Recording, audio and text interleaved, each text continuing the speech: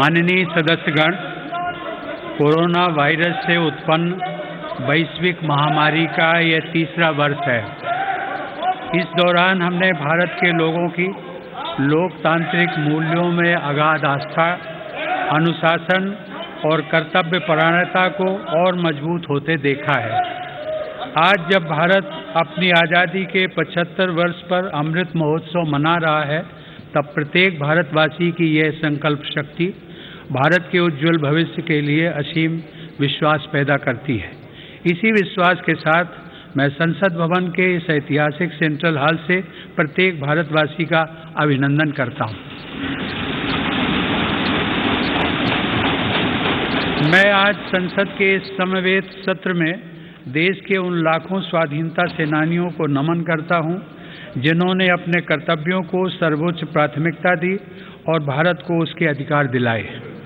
आज़ादी के इन 75 वर्षों में देश की विकास यात्रा में अपना योगदान देने वाले सभी महानुभावों का भी मैं श्रद्धापूर्वक स्मरण करता हूँ।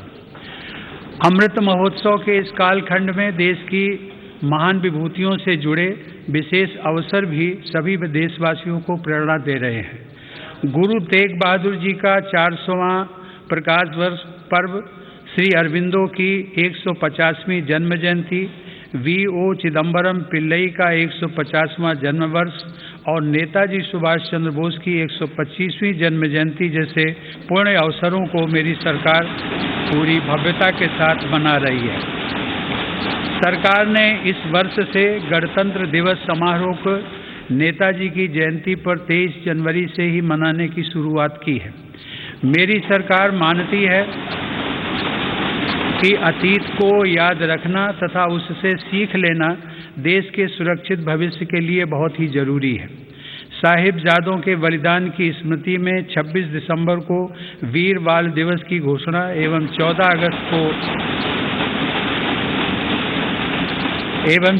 अगस्त को विभाजन विभीषिका स्मृति दिवस इसी सोच का परिचायक है। सरकार ने भगवान बिरसा मुंडा को श्रद्धांजलि स्वरूप उनके जन्म दिवस 15 नवंबर को जनजातीय गौरव दिवस के रूप में मनाने का भी निर्णय लिया। माननीय सदस्यगण, आज़ादी का अमृत महोत्सव हम सभी भारतीयों के लिए अगले 25 वर्षों के संकल्पों को आकार देने का पवित्र अवसर है। मेरी सरकार सबका साथ, सबका विकास, सबका विश्वास और सबका प्रयास के मंत्र पर चलते हुए अगले 25 वर्षों के लिए मजबूत बुनियाद पर तेजी से काम कर रही है। इस बुनियाद का सबसे महत्वपूर्ण संकल्प एक सर्वसमावेशी, सर्वहितकारी, सशक्त भारत का निर्माण और देश की आत्मनिर्भरता है। कोरोना के इस कठिन समय की चुनौतियों ने देशवासियों को अपने लक्ष्यों को जल्द से जल्द प्राप्त करने के लिए प्रेरित किया है। माननीय सदस्यगण, कोरोना महामारी ने पूरी दुनिया को प्रभावित किया है और भारत में भी हमारे बहुत से अपनों को हमसे छीना है। इन परिस्थितियों में केंद्र से लेकर राज्यों तक हमारी सभी सरकारों, स्थानीय शासन और प्रशासन, हमारे डॉक्टर्स, नर्सेज और हेल्थ वर्कर्स, हमारे वैज्ञानिकों और उद्यमियों सभी ने एक टीम के रूप में काम किया है। सरकार और नागरिकों के बीच यह परस्पर विश्वास, समन्वय और सहयोग लोकतंत्र की ताकत का अभूतपूर्व उदाहरण है। इसके लिए मैं देश के प्रत्येक हेल्थ और फ्रंट लाइन वर्कर का, हर देशवासी का अभिनंदन करता हूं। कोविड-19 के खिलाफ इस लड़ाई में भारत के सामर्थ्य का प्रमाण कोविड वैक्सीनेशन प्रोग्राम में नजर आया है। हमने 1 साल से भी कम समय में 150 करोड़ से भी ज़्यादा वैक्सीन डोज लगाने का रिकॉर्ड पार किया है। आज हम पूरी दुनिया में सबसे ज़्यादा वैक्सीन डोज देने वाले अग्रणी देशों में से एक हैं। इस अभियान की सफलता ने देश को एक ऐसा रक्षा कवच दिया है जिससे हमारे नागरिकों की सुरक्षा भी बढ़ी है और उनका मनोबल भी बढ़ा है। आज देश में 90% से अधिक वयस्क नागरिकों को टीके की 1 डोज मिल चुकी है, जबकि 70% से अधिक लोग दोनों डोज ले चुके हैं। हर घर दस्तक अभियान के माध्यम से सरकार बाकी लोगों तक भी पहुंच रही है। इसी माह वैक्सीनेशन प्रोग्राम में 15 से 18 वर्ष तक के किशोर किशोरियों को भी शामिल किया गया है। साथ ही फ्रंटलाइन वर्कर्स और बीमारियों से ग्रस्त वरिष्ठ नागरिकों के लिए प्रिकॉशनरी डोज की भी शुरुआत की गई है। अब तक देश में कुल 8 वैक्सीन्स को इमरजेंसी यूज के लिए स्वीकृत मिल चुकी है। भारत में बन रही 3 वैक्सीन्स को विश्व स्वास्थ्य संगठन की तरफ से आपात स्थिति में उपयोग की मंजूरी भी मिली है। भारत में बन रही ये वैक्सीन्स पूरी दुनिया को महामारी से मुक्त कराने और करोड़ों लोगों का जीवन बचाने में अहम भूमिका निभा रही है। माननीय सदस्यगण, कोरोना महामारी से निपटने के लिए हमारे देश के प्रयास केवल तात्कालिक चुनौतियों तक सीमित नहीं है। इसीलिए मेरी सरकार ऐसे दूरदर्शी समाधान तैयार कर रही है जो भविष्य के लिए भी प्रभावी और उपयोगी रहें। सरकार द्वारा 64,000 करोड़ रुपए की लागत से शुरू किया गया प्रधानमंत्री Ayushman Bharat health infrastructure mission इसका एक सराहनीय उदाहरण है। इससे न केवल वर्तमान की स्वास्थ्य संबंधी जरूरतों को पूरा करने में मदद मिलेगी, बल्कि आने वाले संकटों के लिए भी देश को तैयार किया जा सकेगा। मेरी सरकार की संवेदनशील नीतियों के कारण देश में अब स्वास्थ्य सेवाएं जन साधारण तक आसानी से पहुंच रही हैं। 80,000 से अधिक हेल्थ एंड वेलनेस सेंटर्स और करोड़ों की संख्या में जारी आयुष्मान भारत कार्ड से गरीबों को इलाज में बहुत मदद मिली है। सरकार ने 8,000 से अधिक जन औषधि केंद्रों के माध्यम से कम कीमत पर दवाइयां उपलब्ध कराकर इलाज पर होने वाले खर्च को कम किया है। सुलभ और सुगम स्वास्थ्य सेवाओं के लिए उठाया गया आयुष्मान भारत डिजिटल मिशन भी एक बड़ा कदम है। माननीय सदस्यगण, कोरोना काल में भारतीय फार्मा सेक्टर ने भी अपनी श्रेष्ठता को साबित किया है। वर्तमान समय में भारतीय फार्मा कंपनियों के उत्पाद 180 से ज़्यादा देशों में पहुंच रहे हैं। लेकिन इस क्षेत्र में भारत के लिए संभावनाएं कहीं अधिक व्यापक हैं। फार्मा इंडस्ट्री के लिए मेरी सरकार द्वारा घोषित PLI स्कीम से इन संभावनाओं को विस्तार मिलेगा और रिसर्च को भी गति मिलेगी। सरकार द्वारा किए गए प्रयासों के परिणाम स्वरूप योग, आयुर्वेद एवं पारंपरिक चिकित्सा पद्धतियों की लोकप्रियता लगातार बढ़ रही है।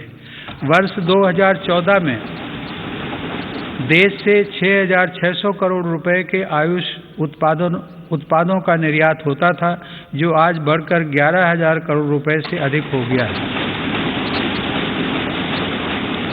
दुनिया के सबसे पहले WHO global centre of traditional medicine की स्थापना भी भारत में होने जा रही है। माननीय सदस्यगण, हमारे संविधान के मुख्य शिल्पी बाबा साहब डॉक्टर भीमराव आम्बेडकर ने कहा था कि मेरा आदर्श एक ऐसा समाज होगा जो स्वाधीनता, समानता और भाईचारे पर आधारित हो। प्रजातंत्र सरकार का एक स्वरूप मात्र नहीं है। प्रजातंत्र का मूल है अपने साथियों के प्रति आदर और सम्मान की भावना। बाबा साहब के इन आदर्शों को मेरी सरकार अपने लिए ध्येय वाक्य मानती है। मेरी सरकार की आस्था अंत्योदय के मूल मंत्र में है, जिसमें सामाजिक न्याय भी हो, समानता भी हो, सम्मान भी हो और समान अवसर भी हो। इसीलिए आज सरकार की नीतियों में गांव, गरीब, पिछड़े, अनुसूचित जाति एवं जनजातियों को सर्वोच्च प्राथमिकता दी जा रही है। हाल के वर्षों में पद्म पुरस्कारों के चयन में भारत की यह भावना भली भांति झलकती है। विविधता से भरे भारत में देश के कोने कोने में समर्पित जीवन जीने वाले लोग राष्ट्र सेवा में जुटे हुए हैं। उनमें भारत की शक्ति के दर्शन होते हैं। माननीय सदस्यगण, कोरोना के इस महासंकट में हमने बड़े बड़े देशों में खाद्यान्न की कमी और भूख की परेशानी देखी है, लेकिन मेरी संवेदनशील सरकार ने इस बात का पूरा प्रयास किया कि 100 साल के इस सबसे बड़े संकट में कोई गरीब भूखा न रहे। प्रधानमंत्री गरीब कल्याण अन्न योजना के अंतर्गत मेरी सरकार सभी गरीबों को हर महीने मुफ्त राशन दे रही है। 80 करोड़ लाभार्थियों को 19 महीनों से खाद्यान्न वितरित करने हेतु 2,60,000 करोड़ रुपए के खर्च के साथ भारत में आज दुनिया का सबसे बड़ा फूड डिस्ट्रीब्यूशन प्रोग्राम चलाया जा रहा है। वर्तमान परिस्थितियों को देखते हुए पूरी संवेदनशीलता के साथ मेरी सरकार ने इस योजना को मार्च 2022 तक बढ़ा दिया है। कोरोना काल में गरीब के स्वाभिमान और उसके रोजगार की रक्षा करने के लिए सरकार प्रधानमंत्री स्वनिधि योजना भी चला रही है। यह योजना हमारे रेहड़ी पटरी वाले भाइयों बहनों के लिए बहुत सहायक सिद्ध हो रही है। इस योजना के तहत अब तक 28 लाख रेहड़ी पटरी वालों को 2900 करोड़ रुपए से ज़्यादा की धनराशि जारी की गई है। सरकार अब इन स्ट्रीट वेंडर्स को ऑनलाइन फूड डिलीवरी करने वाली कंपनियों के साथ भी जोड़ रही है। श्रमिकों के हितों की रक्षा के लिए सरकार ने ई-श्रम पोर्टल भी शुरू किया है, जिससे अब तक 23 करोड़ से अधिक श्रमिक जुड़ चुके हैं। जनधन आधार मोबाइल अर्थात जैम ट्रिनिटी को मेरी सरकार ने जिस तरह नागरिक सशक्तिकरण से जोड़ा है, उसका प्रभाव भी हम लगातार देख रहे हैं। 44 करोड़ से अधिक गरीब देशवासियों के बैंकिंग सिस्टम से जुड़ने के कारण महामारी के दौरान करोड़ों लाभार्थियों को सीधे कैश ट्रांसफर का लाभ मिला है।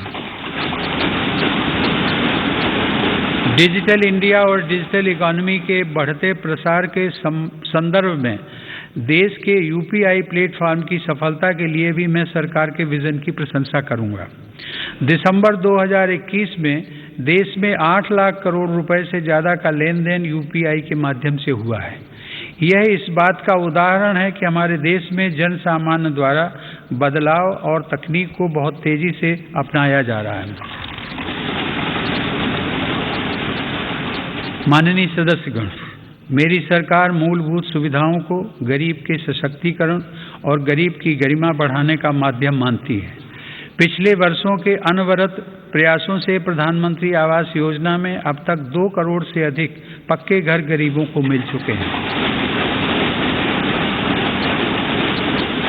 प्रधानमंत्री आवास योजना ग्रामीण के तहत गत 3 वर्षों में करीब 1.5 लाख करोड़ रुपए की लागत से 1 करोड़ 17 लाख घर स्वीकृत किए गए हैं।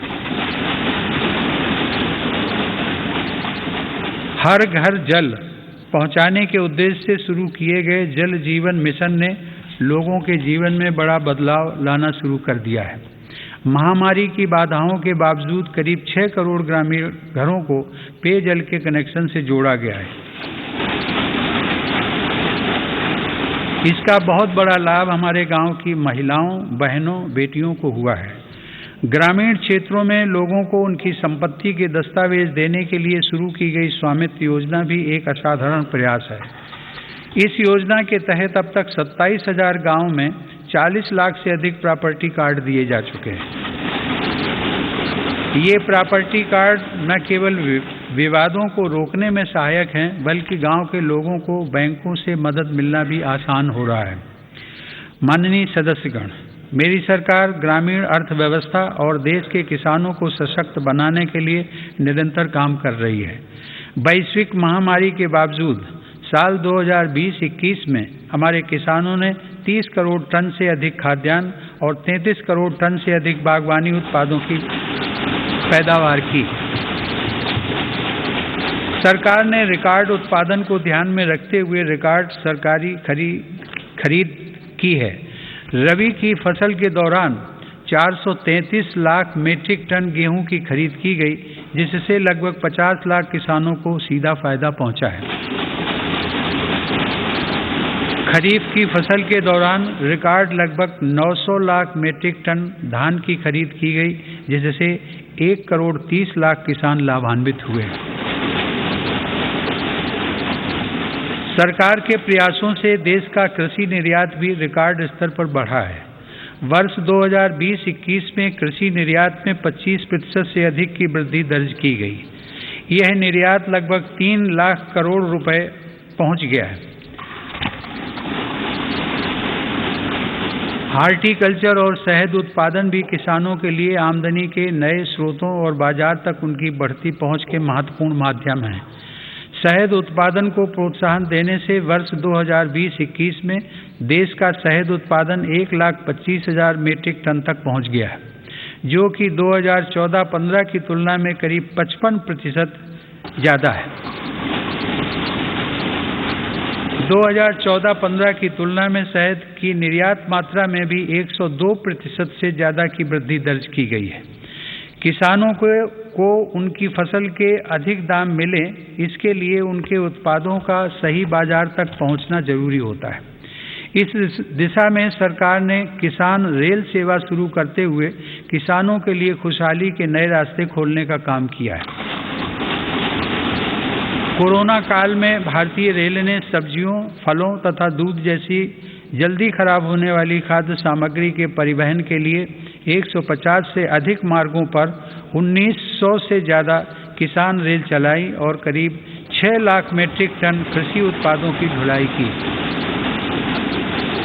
यह इस बात का उदाहरण है कि अगर सोच नई हो तो पुराने संसाधनों से भी नए रास्ते बनाए जा सकते हैं।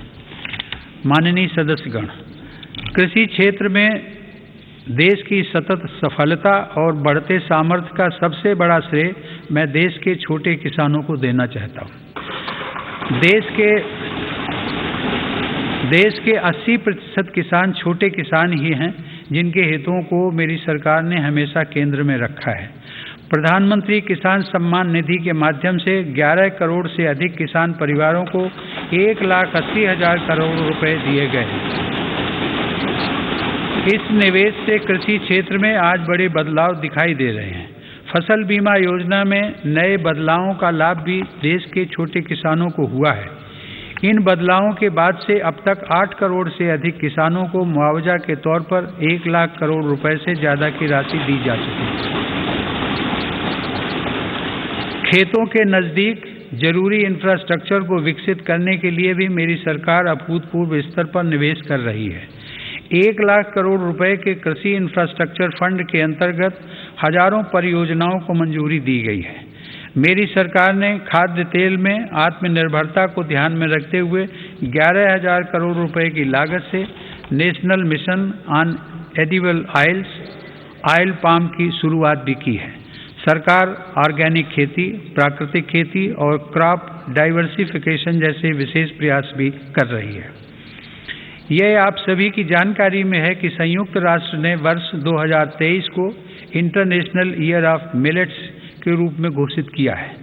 मेरी सरकार इंटरनेशनल ईयर ऑफ मिलेट्स को देश के किसानों, self help groups, FPOs, food industry और जन सामान्य के साथ मिलकर व्यापक स्तर पर मनाएगी।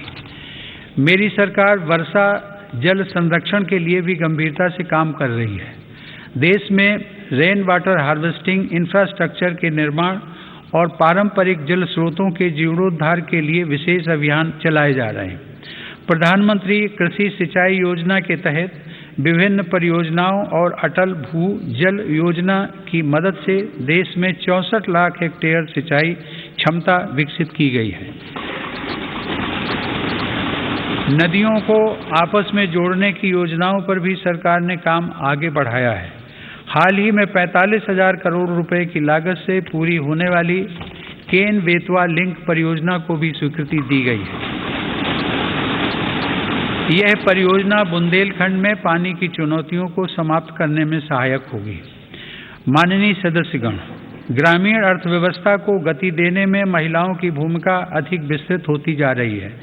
2021-22 में 28 लाख सेल्फ हेल्प ग्रुप्स को बैंकों की तरफ से 65,000 करोड़ रुपए की मदद दी गई है। यह राशि 2014-15 की तुलना में 4 गुना अधिक है। सरकार ने हजारों महिला सेल्फ हेल्प ग्रुप्स के सदस्यों को ट्रेनिंग देकर उन्हें बैंकिंग सखी के रूप में भागीदार भी बनाया है। ये महिलाएं ग्रामीण क्षेत्रों में बैंकिंग सेवाओं को घर घर तक पहुंचाने का माध्यम बन रही हैं। महिला सशक्तिकरण मेरी सरकार की उच्च प्राथमिकताओं में से एक है। उज्ज्वला योजना की सफलता के हम सभी साक्षी हैं। मुद्रा योजना के माध्यम से हमारे देश की माताओं बहनों की उद्यमिता और कौशल को बढ़ावा मिला है। बेटी बचाओ बेटी पढ़ाओ पहल से अनेक सकारात्मक परिणाम सामने आए हैं और स्कूलों में प्रवेश लेने वाली बेटियों की संख्या में उत्साहजनक वृद्धि हुई है। बेटे बेटी को समानता का दर्जा देते हुए मेरी सरकार ने महिलाओं के विवाह के लिए न्यूनतम आय को 18 वर्ष से बढ़ाकर पुरुषों के समान 21 वर्ष करने का विधेयक भी संसद में प्रस्तुत किया है। सरकार ने 3 तलाक को कानूनन अपराध घोषित कर समाज को इस कुप्रथा से मुक्त करने की शुरुआत की है। मुस्लिम महिलाओं पर केवल मेहरम के साथ ही हज यात्रा करने जैसे प्रतिबंधों को भी हटाया गया है।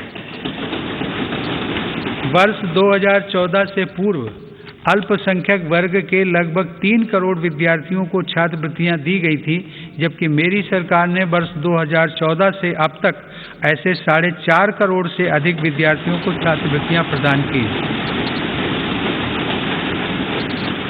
इससे मुस्लिम बालिकाओं के स्कूल छोड़ने की दर में महत्वपूर्ण कमी दर्ज की गई है तथा उनके प्रवेश में वृद्धि देखी गई है।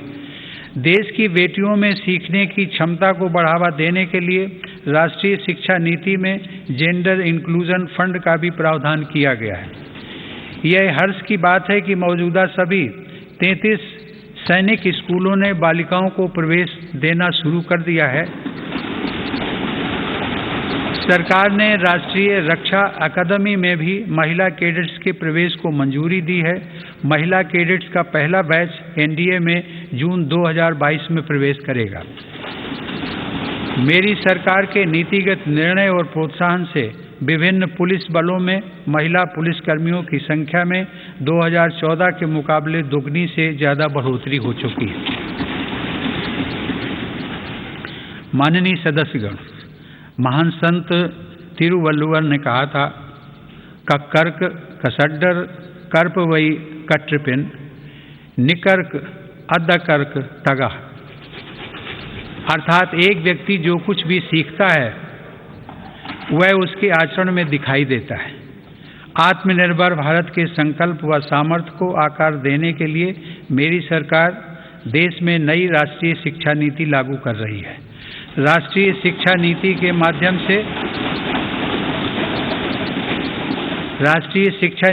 माध्यम से स्थानीय भाषाओं को भी प्रोत्साहित किया जा रहा है।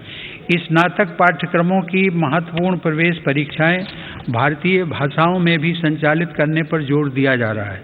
इस वर्ष 10 राज्यों के 19 इंजीनियरिंग कॉलेजों में 6 भारतीय भाषाओं में पढ़ाई शुरू हो रही है। स्किल इंडिया मिशन के तहत ITI, जन शिक्षण संस्थान और प्रधानमंत्री कौशल केंद्रों के जरिए पूरे देश में 2.25 करोड़ से अधिक युवाओं का कौशल विकास हुआ है। स्किल को उच्च शिक्षा के साथ जोड़ने के लिए UGC के नियमों में कई बदलाव भी किए गए हैं। कोरोना से लड़ाई के लिए स्किल इंडिया मिशन के तहत हेल्थ केयर से जुड़े 6 विशेष प्रशिक्षण कार्यक्रम शुरू किए गए। इनसे हेल्थ केयर सेक्टर को मदद मिल रही है। सरकार द्वारा जनजातीय युवाओं की शिक्षा के लिए हर आदिवासी बहुल ब्लॉक तथा एकलव्य आवासीय मॉडल स्कूल के विस्तार का काम किया जा रहा है। ये स्कूल लगभग 3.5 लाख जनजातीय युवाओं को सशक्त बनाएंगे। माननीय सदस्यगण, टोक्यो ओलंपिक के दौरान हम सभी ने भारत की युवा शक्ति की क्षमताओं को देखा है। इस अंतर्राष्ट्रीय प्रतिस्पर्धा में अब तक का बेहतरीन प्रदर्शन करते हुए भारत ने 7 मेडल जीते। टोक्यो पैरा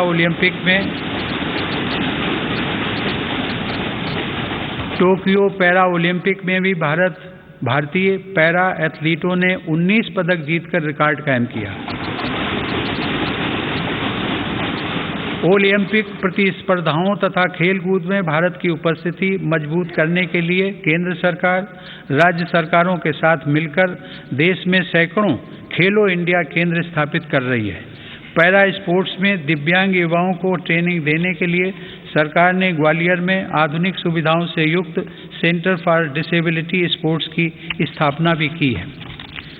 माननीय सदस्यगण, दिव्यांग जनों के लिए सुगमता, समानता और सम्मानपूर्ण जीवन के अवसर प्रदान करना एक समाज के रूप में हमारी सामूहिक जिम्मेदारी है। इस दिशा में आज सुगम्य भारत अभियान हमारी राष्ट्रीय संवेदना का परिचय दे रहा है। दिव्यांग जनों का जीवन बदलने के लिए देश में निःशुल्क सहायक उपकरणों से लेकर कॉकलियर इम्प्लांट सर्जरी जैसे प्रोग्राम चलाए जा रहे हैं।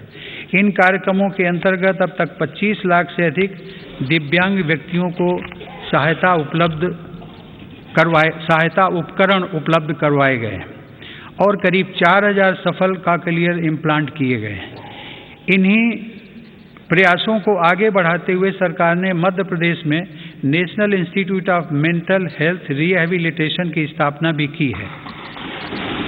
दिव्यांग युवाओं के भविष्य के लिए 10,000 शब्दों की इंडियन साइन लैंग्वेज डिक्शनरी भी बनाई गई है।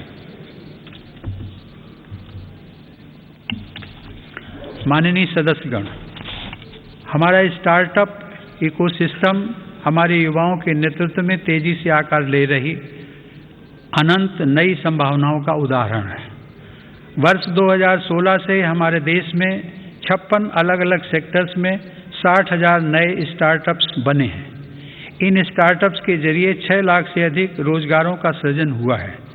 वर्ष 2021 में कोरोना काल में भारत में 40 से अधिक यूनिकॉर्न स्टार्टअप अस्तित्व में आए, जिनमें से प्रत्येक का मूल्य 7,400 करोड़ रुपए से अधिक आंका गया है। मेरी सरकार की नीतियों की वजह से आज भारत उन देशों में है जहां इंटरनेट की कीमत सबसे कम है तथा स्मार्टफोन की कीमत भी सबसे कम है। इसका बहुत बड़ा लाभ भारत की नौजवान पीढ़ी को मिल रहा है। भारत 5G मोबाइल कनेक्टिविटी पर भी तेजी से काम कर रहा है, जिससे अनेक नई संभावनाओं के द्वार खुलेंगे। सेमीकंडक्टर को लेकर भारत के प्रयासों का बहुत बड़ा लाभ हमारे स्टार्टअप इकोसिस्टम को होगा। भारत के युवाओं को तेजी से बदलती टेक्नोलॉजी का लाभ मिले, इसके लिए भी सरकार ने अनेक नीतिगत निर्णय लिए हैं। कई नए सेक्टरों में प्रवेश के द्वार खोले। सरकार ने startups intellectual property protection programme के माध्यम से पेटेंट और ट्रेडमार्क से जुड़ी प्रक्रियाओं को आसान बनाया है, उन्हें नई गति दी है।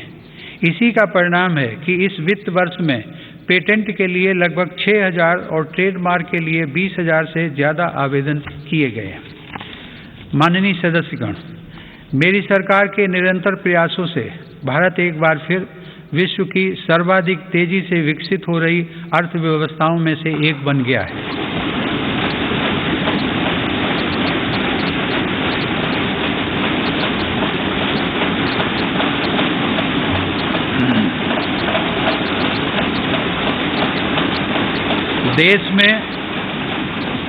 देश में जीएसटी कलेक्शन पिछले कई महीनों से निरंतर 1 लाख करोड़ रुपए से ऊपर बना हुआ है। इस वित्त वर्ष के पहले 7 महीनों में $48 बिलियन का विदेशी निवेश आना इस बात का प्रमाण है कि अंतर्राष्ट्रीय निवेशक भारत के विकास को लेकर बहुत आश्वस्त हैं। भारत का विदेशी मुद्रा भंडार भी इस समय $630 बिलियन से ऊपर है। हमारा निर्यात भी तेजी से बढ़ रहा है और पिछले रिकॉर्ड टूट रहे हैं। 2021 में अप्रैल से दिसंबर के दौरान भारत का गुड्स निर्यात लगभग $300 बिलियन यानी 22 लाख करोड़ रुपए से अधिक रहा है, जो कि 2020 की इसी अवधि की तुलना में 1.5 गुना ज़्यादा है। मेरी सरकार ने मैन्युफैक्चरिंग सेक्टर में मौजूद संभावनाओं को साकार करने और युवाओं को नए अवसर देने के लिए 1,97,000 करोड़ रुपए से ज़्यादा के निवेश से 14 महत्वपूर्ण PLI स्कीम्स शुरू की हैं। ये PLI स्कीम्स न केवल भारत को ग्लोबल मैन्युफैक्चरिंग हब के रूप में स्थापित करने में मदद करेंगी, बल्कि रोजगार के 60 लाख से अधिक अवसर भी उपलब्ध कराएंगे। देश में मोबाइल उत्पादन की सफलता मेक इन इंडिया का एक बड़ा उदाहरण है। आज भारत विश्व में दूसरा सबसे बड़ा मोबाइल फोन निर्माता बनकर उभरा है। इससे भारत के लाखों युवाओं को रोजगार भी मिला है। हमारा देश इलेक्ट्रॉनिक और टेक्नोलॉजी हार्डवेयर के क्षेत्र में ग्लोबल लीडर बने, इसके लिए सरकार ने सिलिकॉन और compound semiconductor fabrication, display, FAB, chip design और इनसे जुड़े वेंचर्स के लिए हाल ही में 76,000 करोड़ रुपए का पैकेज भी घोषित किया है। मेरी सरकार नए क्षेत्रों के साथ साथ उन पारंपरिक क्षेत्रों में भी देश की स्थिति को पुनः मजबूत बना रही है जिनमें हमारे पास सैकड़ों वर्षों का अनुभव है। इसी दिशा में मेरी सरकार द्वारा वस्त्र उद्योग के विकास के लिए करीब 4,500 करोड़ रुपए के निवेश से 7 मेगा इंटीग्रेटेड टेक्सटाइल रीजन और अपैरल पार्क बनाए जा रहे हैं। इससे देश में इंटीग्रेटेड टेक्सटाइल वैल्यू चेन तैयार होगी। ये मेगा टेक्सटाइल पार्क्स भारतीय तथा विदेशी निवेशकों को भी आकर्षित करेंगे और रोजगार के लाखों नए अवसर पैदा करेंगे। माननीय सदस्यगण, भारत की समृद्धि में बड़े उद्योगों के साथ सूक्ष्म एवं लघु उद्योगों की भूमिका बहुत महत्वपूर्ण है। हमारे MSMEs हमारी अर्थव्यवस्था का मेरुदंड रहे हैं और आत्मनिर्भर भारत को गति प्रदान करते रहे हैं। कोरोना काल में MSMEs को संकट से बचाने और जरूरी क्रेडिट उपलब्ध कराने के लिए सरकार ने 3 लाख करोड़ रुपए के कोलेटरल फ्री लोन्स की व्यवस्था की। हाल के अध्ययनों से ये स्पष्ट हुआ है कि इस योजना की सहायता से 13.5 लाख MSME यूनिट्स को जीवन दान दिया गया और 1.5 करोड़ रोजगार भी सुरक्षित किए गए।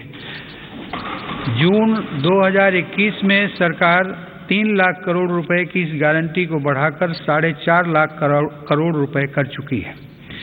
MSME सेक्टर को विस्तार प्रदान करने तथा इस सेक्टर के लिए अवसर बढ़ाने हेतु कई नीतिगत फैसले भी लिए गए हैं।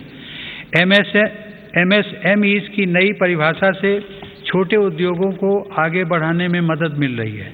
सरकार ने थोक और खुदरा व्यापारियों व स्ट्रीट वेंडर्स को उद्यम पोर्टल पर रजिस्टर करने की अनुमति भी दी है ताकि उन्हें प्रायोरिटी सेक्टर लेंडिंग का लाभ मिल सके। मैं खादी की सफलता का भी विशेष उल्लेख करूंगा। आज़ादी की लड़ाई में बापू के नेतृत्व में देश की चेतना का प्रतीक रही खादी एक बार फिर छोटे उद्यमियों का संबल बन रही है।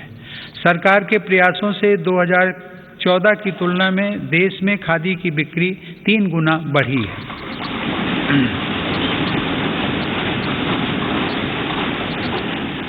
माननीय सदस्यगण, किसी भी देश के विकास का आधार वहाँ का इंफ्रास्ट्रक्चर होता है। मेरी सरकार की दृष्टि में इंफ्रास्ट्रक्चर सामाजिक असमानता को पाटने वाला सेतु भी है। इंफ्रास्ट्रक्चर पर होने वाले निवेश से न केवल लाखों नए रोजगार पैदा होते हैं बल्कि इसका एक गुणात्मक प्रभाव भी होता है। इससे व्यापार करना सुगम होता है, परिवहन की गति बढ़ती है और हर सेक्टर में आर्थिक गतिविधियों में वृद्धि होती है। मेरी सरकार ने इंफ्रास्ट्रक्चर विकास के कार्यों को और अधिक गति प्रदान करने के लिए अलग अलग मंत्रालयों के कामकाज को प्रधानमंत्री गति शक्ति राष्ट्रीय मास्टर प्लान के रूप में एक साथ जोड़ा है। यह प्लान भारत में मल्टी मोडल ट्रांसपोर्ट के एक नए युग का प्रारंभ करने जा रहा है। भविष्य के भारत में रेलवेज, हाईवेज और एयरवेज अलग अलग और अलग थलग इंफ्रास्ट्रक्चर नहीं होंगे बल्कि एक देश के एकजुट संसाधन के तौर पर काम करेंगे। ग्रामीण क्षेत्रों में सड़कों, संसाधनों और इंफ्रास्ट्रक्चर के निर्माण से देश की उन संभावनाओं को उड़ान मिल रही है जो दशकों से उपेक्षित पड़ी थी। प्रधानमंत्री ग्राम सड़क योजना की उपलब्धियां गर्व करने योग्य हैं। वर्ष 2020-21 में ग्रामीण इलाकों में 100 किलोमीटर प्रतिदिन से अधिक की रफ्तार से 36,500 किलोमीटर सड़कें बनाई गई हैं और हजारों रिहायशी क्षेत्रों को ऑल वेदर रोड कनेक्टिविटी से जोड़ा गया है। आज देश के नेशनल हाईवेज भी पूरब से पश्चिम और उत्तर से दक्षिण पूरे देश को एक साथ जोड़ रहे हैं। मार्च 2014 में हमारे देश में राष्ट्रीय राजमार्गों की कुल लंबाई 90,000 किलोमीटर थी, जबकि आज उनकी लंबाई बढ़कर 1,40,000 किलोमीटर से अधिक हो गई। भारतमाला परियोजना के अंतर्गत लगभग 6 लाख करोड़ रुपए की लागत से 20,000 किलोमीटर से अधिक लंबाई के राजमार्गों पर काम किया जा रहा है। इनमें 23 ग्रीन एक्सप्रेसवेज और ग्रीन फील्ड कॉरिडोर्स का विकास भी शामिल है। दिल्ली मुंबई एक्सप्रेस वे भी पूरा होने के करीब है, जो कि भारत का सबसे लंबा और सबसे तेज एक्सप्रेस वे होगा। मेरी सरकार को पंढरपुर तीर्थ को जोड़ने वाले संत ज्ञानेश्वर मार्ग और संत तुकाराम पालकी मार्ग के चौड़ीकरण का काम शुरू करने का सौभाग्य भी मिला है। देश में आधुनिक इंफ्रास्ट्रक्चर के विकास से आज जहां एक ओर विकास के नए रास्ते खुल रहे हैं, तो वहीं दूसरी ओर इससे देश की सुरक्षा को भी नई ताकत मिल रही है। बॉर्डर रोड्स ऑर्गेनाइजेशन (BRO) ने लद्दाख में उमलिंग ला दर्रा पर 19,000 फीट की ऊंचाई पर विश्व की सबसे ऊंची परिवहन योग्य सड़क का निर्माण किया है।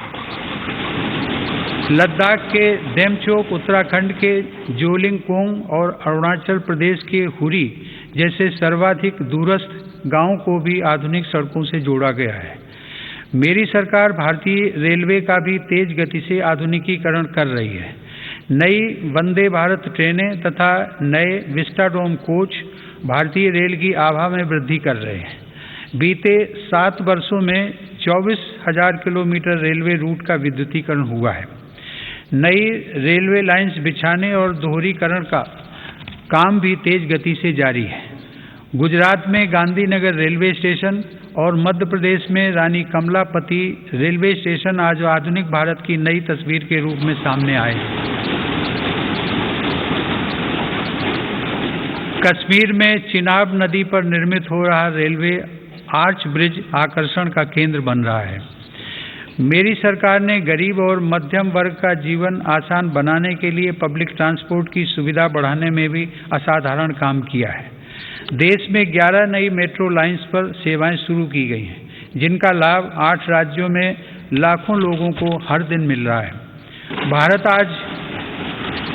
भारत आज दुनिया के 4 सबसे बड़े ड्राइवरलेस ट्रेन नेटवर्क वाले देशों में भी शामिल हो गया है। हमने देश में इंडिजिनस ऑटोमेटिक ट्रेन सिस्टम भी विकसित किया है, जो कि मेक इन इंडिया की बढ़ती क्षमता का प्रतीक है। सरकार ने देश में 21 ग्रीन फील्ड एयरपोर्ट्स के निर्माण के लिए भी मंजूरी दी है।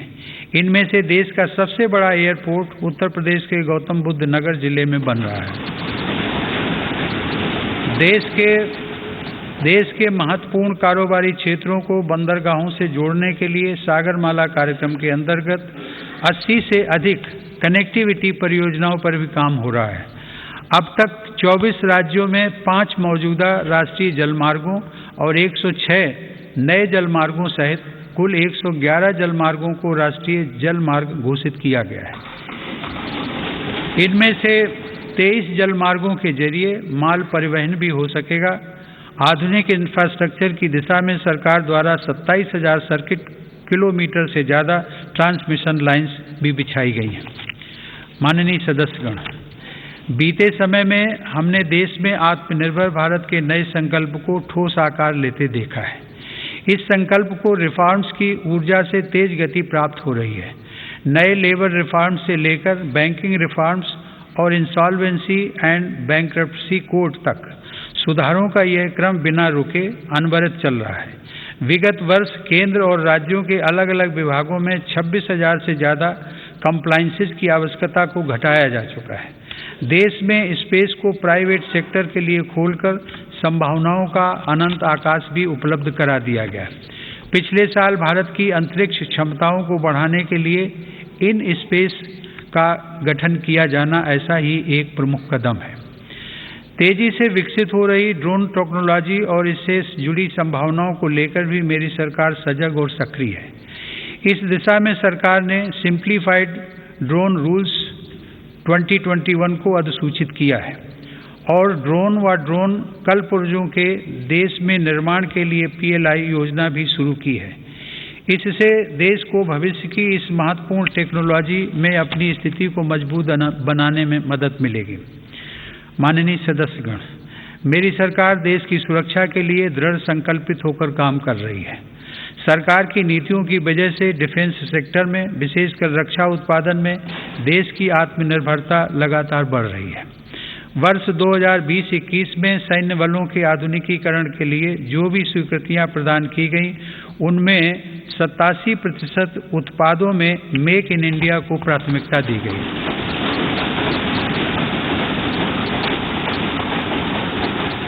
इसी प्रकार 2020-21 में 98% उपकरणों से जुड़े अनुबंधों में मेक इन इंडिया को प्राथमिकता दी गई है। हमारी सेनाओं ने 209 ऐसे साजो सामान की सूची भी जारी की है जिन्हें अब विदेश से नहीं खरीदा जाएगा। रक्षा उपक्रमों द्वारा 2800 से ज़्यादा ऐसे उपकरणों की सूची जारी की जा चुकी है जिनका देश में ही निर्माण किया जाएगा।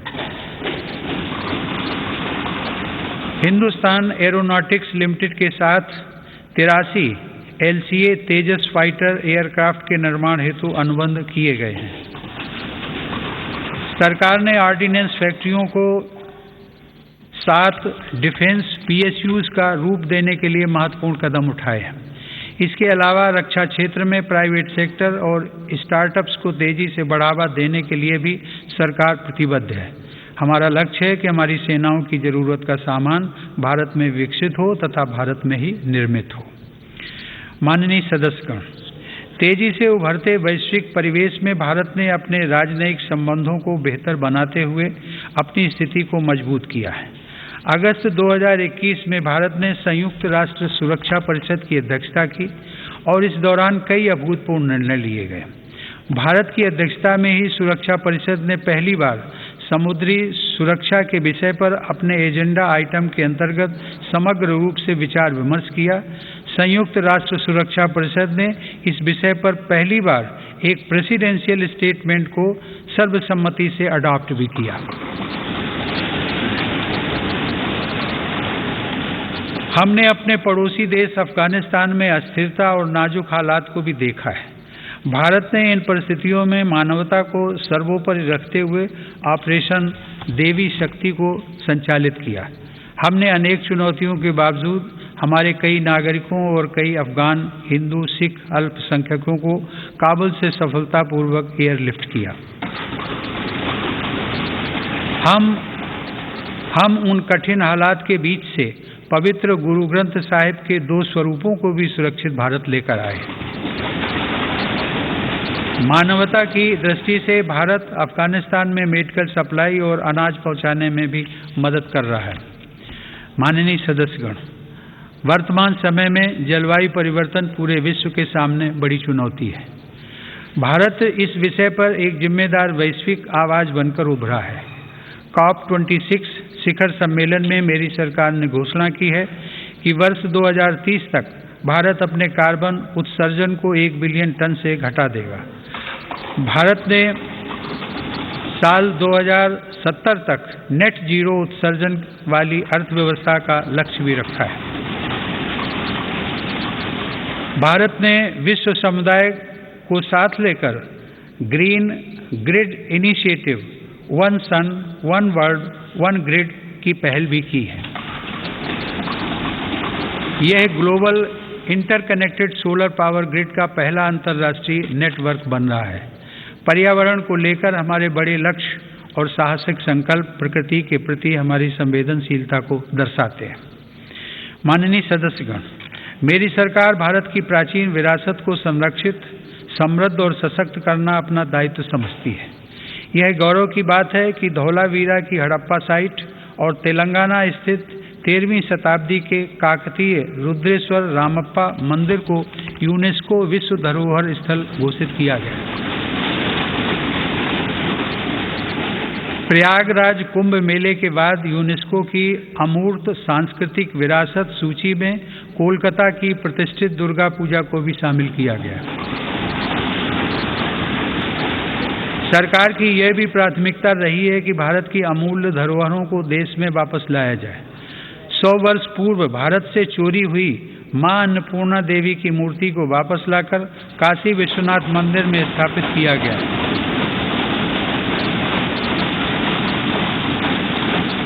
दुनिया के अलग अलग देशों से ऐसी ही कई ऐतिहासिक धरोहरें आज भारत में वापस लाई जा रही हैं। हम सब जानते हैं कि विरासत और पर्यटन का एक दूसरे से गहरा नाता है। इसीलिए आज एक और भारत की आध्यात्मिक विरासत को फिर से जीवंत किया जा रहा है, तो साथ ही तीर्थयात्रियों और पर्यटकों के लिए आधुनिक सुविधाएं और इंफ्रास्ट्रक्चर का विकास भी हो रहा है। मेरी सरकार की स्वदेश दर्शन एवं प्रसाद योजनाएं इसमें बड़ी भूमिका निभा रही हैं। गोवा के 60वें मुक्ति दिवस के अवसर पर फोर्ट अगुआडा जेल परिसर में स्मारक का जीर्णोद्धार करके उसका उद्घाटन किया गया है। यह गोवा मुक्ति संग्राम के सेनानियों के अविस्मरणीय संघर्षों का स्मारक है।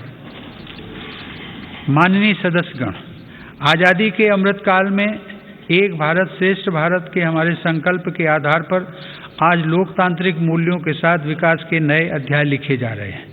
जो राज्य और क्षेत्र उपेक्षित छूट गए थे, आज देश उनके लिए विशेष प्रयास कर रहा है। जम्मू कश्मीर और लद्दाख क्षेत्र में विकास के नए युग का आरंभ इसका एक बड़ा उदाहरण है। मेरी सरकार ने जम्मू कश्मीर के औद्योगिक विकास के लिए लगभग 28,000 करोड़ रुपए की लागत से नई सेंट्रल सेक्टर स्कीम शुरू की है।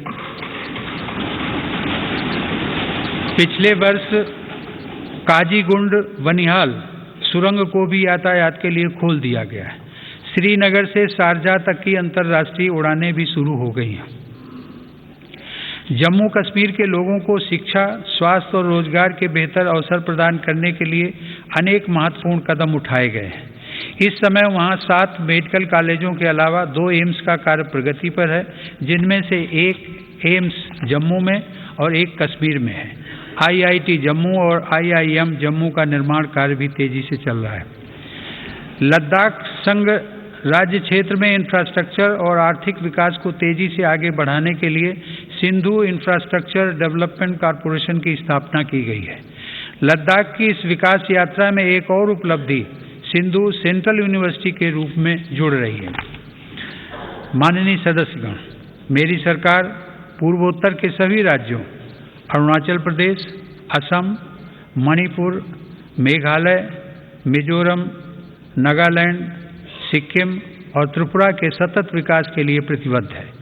इन राज्यों में हर स्तर पर बुनियादी और आर्थिक अवसरों का विकास किया जा रहा है। रेल और हवाई कनेक्टिविटी जैसी सुविधाओं का सपना पूर्वोत्तर के लोगों के लिए अब साकार हो रहा है।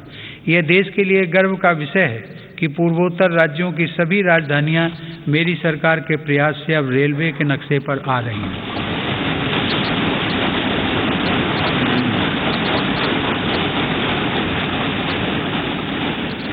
ईटानगर के होलोंगी में एक नए एयरपोर्ट की स्थापना की जा रही है। हाल ही में त्रिपुरा राज्य के महाराजा वीर विक्रम एयरपोर्ट में एक नया और आधुनिक टर्मिनल खोला गया है। पूर्वोत्तर का यह विकास भारत की विकास यात्रा का एक स्वर्णिम अध्याय सिद्ध होगा। कुछ दिन पहले ही 21 जनवरी को मेघालय, मणिपुर और त्रिपुरा की स्थापना के 50 साल पूरे हुए हैं। आज़ादी के 75 साल पूरे होने के साथ इन राज्यों की यात्रा भी हमें विकास के नए संकल्पों के लिए प्रेरित कर रही है।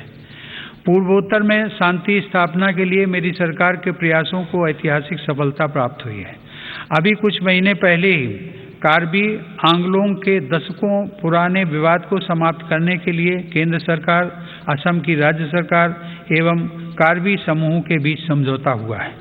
इससे इस क्षेत्र में शांति और खुशहाली का एक नया अध्याय शुरू हुआ है।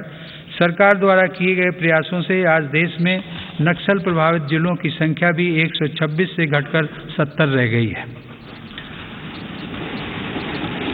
माननीय सदस्यगण, मेरी सरकार नागरिकों की जरूरतों के प्रति सरकारी विभागों को अधिक से अधिक जवाबदेह बनाने के लिए कृत संकल्प